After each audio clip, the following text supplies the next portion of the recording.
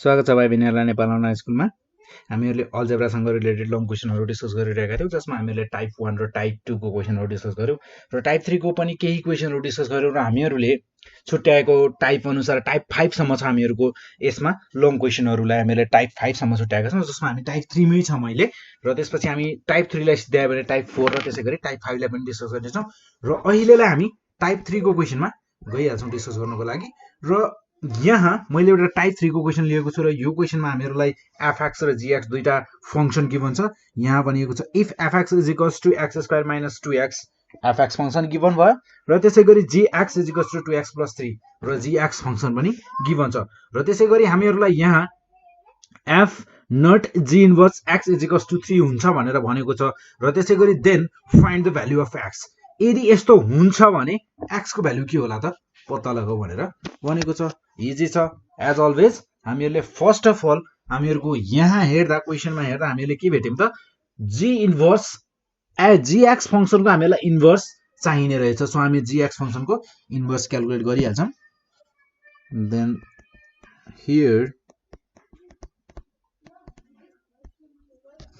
here the given functions are the given functions are fx is equals to x² minus 2x and gx is equals to 2x plus 3. Then हामीहरुसँग now gx is equals to so हामीहरुसँग 2x plus 3 ठीक छ। then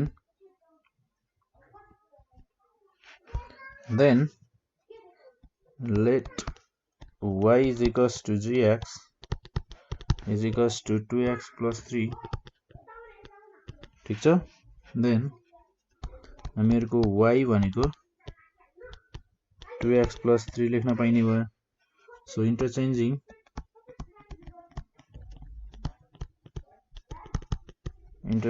roles of x and y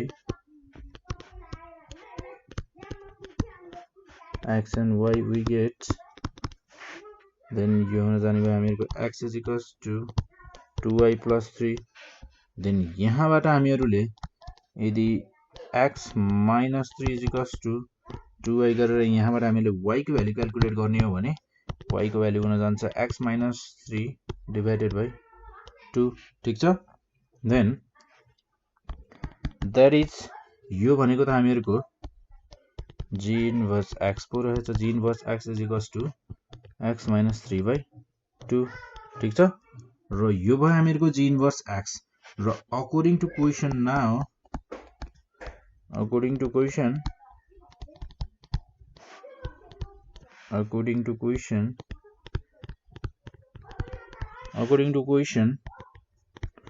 we have question answer हामीसँग के छ त हामीहरुसँग given छ यहाँ f not g inverse x is equals to 3 f not g inverse x is equals to हामीहरुसँग छ 3। then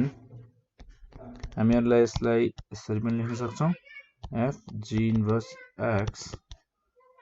bracket close is equals to 3। so हामीहरुसँग g inverse x भनेको so x minus 3 by 2 or x minus 3 by 2 ठीक छ is equals to 3। र हामीहरुसँग fx function पनि given छ, जसमा हामीहरुको fx function भनेको x² minus 2x छ। देन हामीहरुको अब fx फंक्शनले यदि एज अ इनपुट हामीहरुको g इन्भर्स x लिन्छ भने यानी कि x minus 3 by 2 as a input लिने भयो। सो अब हामीहरुको fx फंक्शनले एज अ आउटपुट के दिने भयो त fx is equals to x² minus 2x। So x को ठाउँमा राख्ने भयो हामीहरुले x minus 3 by 2 यसको स्क्वायर माइनस 2x यानी कि 2 into x minus 3 by 2 ठीक छ। then x minus 3 को होल स्क्वायर हुने भयो x minus 3 को whole square upon 4 minus 2x minus 3 upon 2 is equals to 3 then हामीहरुको यो हुन जाने भयो यो हुने भयो हामीहरुको x minus 3 को होल स्क्वायर को फर्मुला खोल्दिन सक्छौं हामी यहाँ सो यो फर्मुला भनेको हामीहरुको हुने भयो x स्क्वायर minus 2ab यानी कि 6x 3 to 6x and plus b square यानी कि 9 अपन 4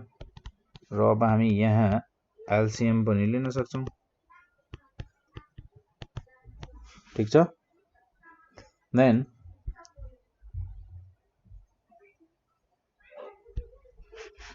यहाँ हामीहरुले एलसीएम यदि एलसीएम हामीहरुको एलसीएम भनेको यहाँ हुने भयो 4 ठीक छ then x square minus 6x plus 9 minus 2 2x minus 3 is equals to 3 so यो हुने भयो हामीहरुको x square minus 6x plus 9 minus 4x plus 6 is equals to 12 4 3 is 12 cross multiply गर्दा then हामीहरुको यहाँ x square minus 10x plus 15 minus 12 is equals to 0 हुने भयो so हामीहरुको x square minus 10x plus 3 is equals to 0 हुने भयो so अब हामीहरुले यसलाई factorise गर्नुपर्ने भयो then यो हुन जान्छ हामीहरुको मल्टिप्लाई गरेर 3 त्यसपछि हामीहरुको अब यहाँ नि हेर्दा हामीहरुको यो क्वेशन यहाँ हामीहरुको क्वाड्रेटिक फर्ममा आउन थालिसक्यो देन अब यो क्वाड्रेटिक फर्ममा आउन थाल्यो भने हामीले एकचोटी हामीहरुको क्वेशनलाई रिचेक गर्न सक्छौं कि हामीहरुले गरेको मलाई लाग्छ कहीं न कहीं रङ छ देन हामीहरुको मिस्टेक भनेको कहाँनिर छ भने यहाँनिर रहेछ यहाँनिर हामीहरुको 2 3 जा यहाँनिर 6 हुनु पर्थ्यो यहाँनिर 6 भयो भने हामीहरुको 6 यहाँनिर 6 हुने भयो ठीक छ देन हामीहरुको यहाँ 6 भयो भने यहाँ 6 हुने भयो देन हामीहरुको 4x प्लस यहाँनिर हुने भयो 12 र त्यसपछि हामीहरुको यहाँनिर 12 र 12 क्यान्सल आउट हुने भयो र यहाँनिर हामीहरुको बस्ने भयो 9 मात्र र यहाँनिर केही पनि नबस्ने भयो र यहाँनिर 9 बचिसकेपछि हामीहरुको अब यसलाई यसको सोलुसन हुने भयो x square minus 10x plus 9 is equals to 0 then यो हुने भयो हामीहरुको और x square minus 9x minus x plus 9 is equals to 0 then first दुईटा टर्मबाट हामीहरु x कमन लिन सक्छौं then x minus 9 minus x minus 9 is equals to 0 और हामीहरुको x minus 9 common लिँदा फेरि यहाँ रहने भयो हामीहरुको x minus 1 is equals to 0 ठीक छ either x is equals to 9 or x is equals to 1 हामीहरुको x को त दुईटा भ्यालु आयो र यहाँनिर हेर्दा हामीहरुको यहाँनिर मैले यदि यस्तो नगरिकन मैले यहाँनिर अर्को प्रोसेसबाट पनि गर्न सक्थे यसलाई जस्तै यो भन्दा तल मैले नगरेर म के गर्न सक्थे भने म यहाँनिरबाट और गरेर x minus 3 को whole square by 2 minus 2x minus 3 by 2 is equals to 3 छ नि यदि मैले यहाँनिर यस्तो गरे भने 2 र 2 क्यान्सल आउट गरे ठीक छ then 2 र 2 क्यान्सल आउट गरे x minus 3 को होल स्क्वायर अपन यहाँनिर त मेरो 4 भइसक्यो अब यो 4 then minus x plus 3 हुने भयो is equals to 3 ठीक छ then x minus 3 को whole square upon 4 minus x is equals to 0 यो 3 लाई मैले यहाँ लगेर माइनस गर्दा त यो 0 को हुन गयो देन अब मैले यसको यदि formula 4a² minus 6x plus 9 minus 4x is equals to 0 or x square minus 6x 10x 6x plus minus 6x minus 4x 10x भयो plus 9 is equals to 0 यहाँनिर मेरो 4 स्टेपमा नै आइसकेको रहेछ यहाँनिर मैले एलसीएम लिन सजिलो हुन्छ भन्ने चक्करमा के भयो त यो थोरै लामो हुन गएछ यो क्वेशन सो तपाईहरुले यसरी गर्दा पनि भयो यहाँनिर मैले एलसीएम लिएर गर्न खोज्दा यस्तो भयो र यहाँनिर मैले यसलाई काटेर गर्दा यस्तो सजिलै आउन पुग्यो सो तपाईहरुको इच्छा जसरी पनि गर्न सक्नुहुन्छ यसमा केही प्रब्लम छैन त्यस्तो गाह्रो क्वेशन छैन र त्यसैगरी एउटा अर्को क्वेशन हेरौं देन अर्को क्वेशन छ हामीहरुसँग जस्तै यो क्वेशनमा के भनेको छ भने हामीलाई if fx is equals to 4x minus 17 4x minus 17 then हामीहरुसँग छ gx is equals to 2x plus 18 2x plus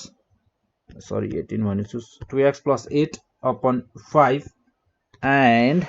हामीहरुसँग छ f not fx is equals to g inverse x find the value of x find the value of x then हामीहरुको यो हुन जाने भयो यसमा हामीहरुको calculate गर्नुपर्ने भनेको gx को inverse so here the given functions are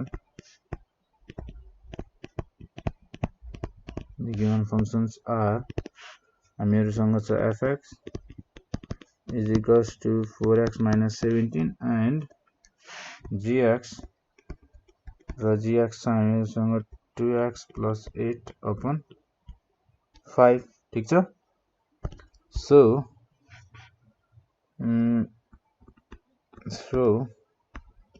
let y is equals to gx is equals to 2x plus 8 by 5 then y is equals to 2x plus 8 by 5 ठीक छ interchanging roles of x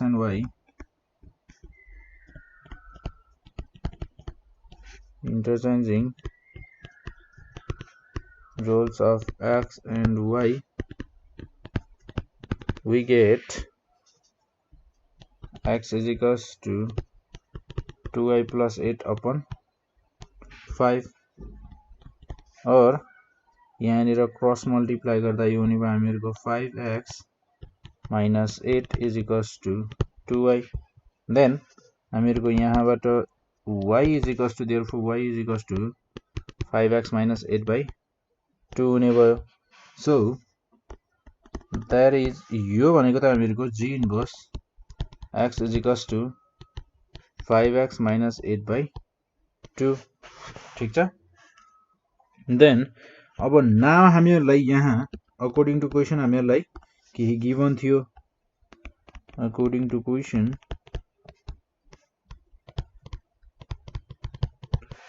to question we have हामीहरुसँग थियो f not fx is equals to g inverse x f not fx is equals to g inverse x so हामीहरुको f not fx लाई हामीहरु fx यस्तो पनि लेख्न सक्छौं र g inverse x so और हामीहरुसँग fx function भनेको हामीहरुसँग fx भनेको छ 4x minus 17 fx भनेको छ हामीहरुसँग 4x minus 17 is equals to g inverse x भनेको छ हामीहरुसँग 5x minus 8 by 2 5x minus 8 by 2 then हामीहरुको fx फंक्शनमा यदि हामीले 4x minus 17 लाई एज अ इनपुट लियौं भने यो हुन जाने भए हामीहरुको 4x minus 17 is equals to 5x minus 8 by 2 or 16x minus 68 यो हुने भयो हामीहरुको 68 minus 17 is equals to 5x minus 8 by 2. Then हामीहरुको यहाँ हुने भयो 16x minus 68 minus 17 छ, यानी कि दुईटै एड हुने भयो। यो हुने भयो हामीहरुको 85 is equals to 5x minus 8 by 2 र हामी यहाँनिर क्रस मल्टिप्लाई गर्न सक्छौं। सो क्रस मल्टिप्लाई गर्दा हामीहरुको यो हुन जाने भयो 32x minus 170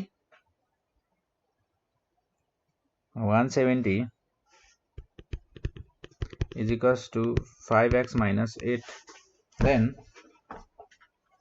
हामीहरुको x भएको टर्महरुलाई एक ठाउँमा राखौं र कन्स्टेन्ट टर्महरुलाई एक ठाउँमा राखौं र हामीहरुले त्यसपछि पाउने छौं 32x minus 5x यो हुने भयो हामीहरुको 27x र त्यसैगरी 170 minus 8 गर्दा यो हुने भयो हामीहरुको 162. Therefore 32x minus 5x यो हुने भयो हामीहरुको 27x is equals to 170 minus 8 यानी कि 162. Therefore x is equals to यो हुने भयो हामीहरुको 162 upon 27. then यसलाई मल्टिप्लाई गर्यो भने हामीले पाउँछौं x को भ्यालु 6. Thus the required